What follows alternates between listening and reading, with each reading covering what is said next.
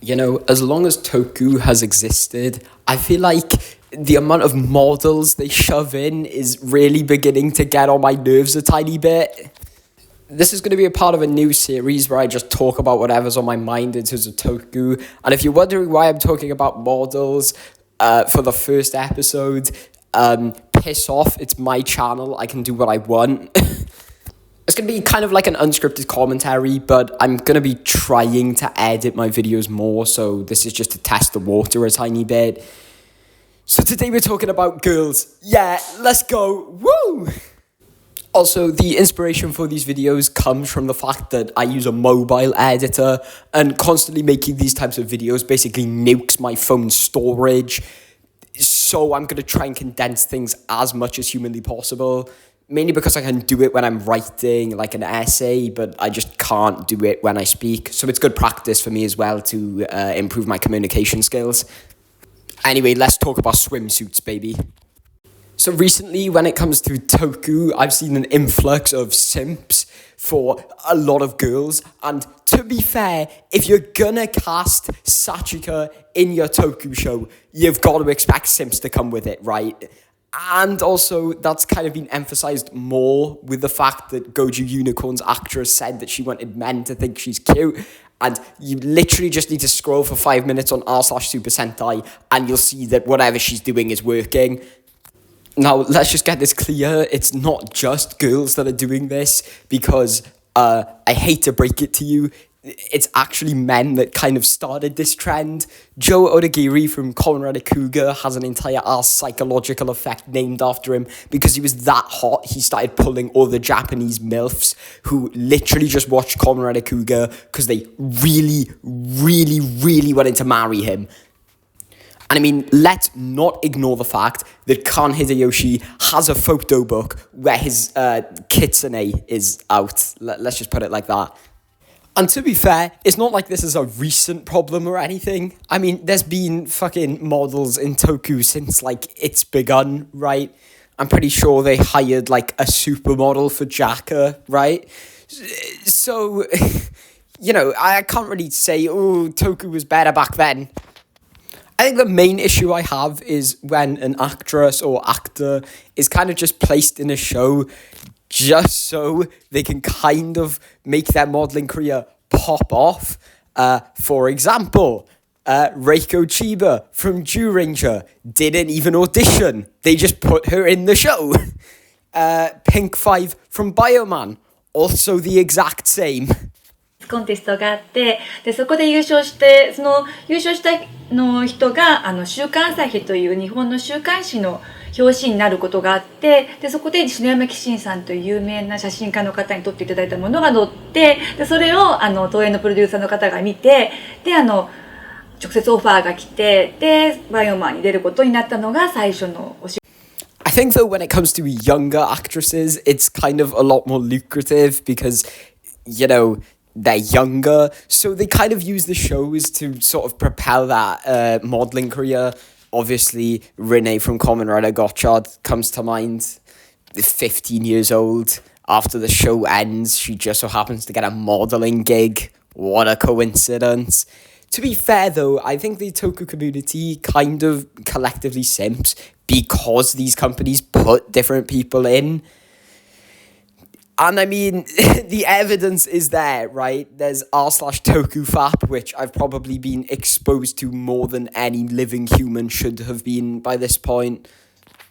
For those who don't know, TokuFap happens to be this, like, really, really weird subreddit where, like, a group of people collect all of these, like, photo shoot swimsuit pictures and, like, just put it on Reddit for like everyone to see, right?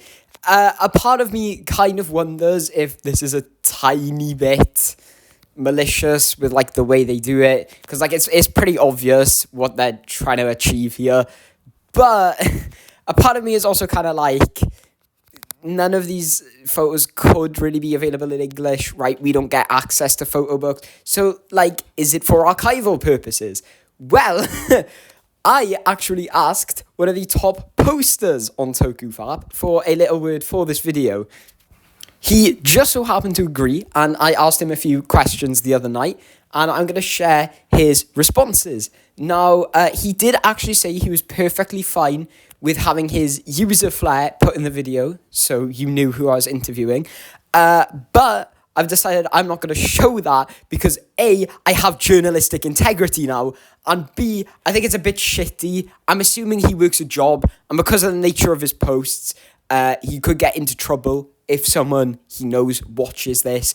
So I'm just going to crop out his name so no one knows aside from me and him that no one knows that his username, you know?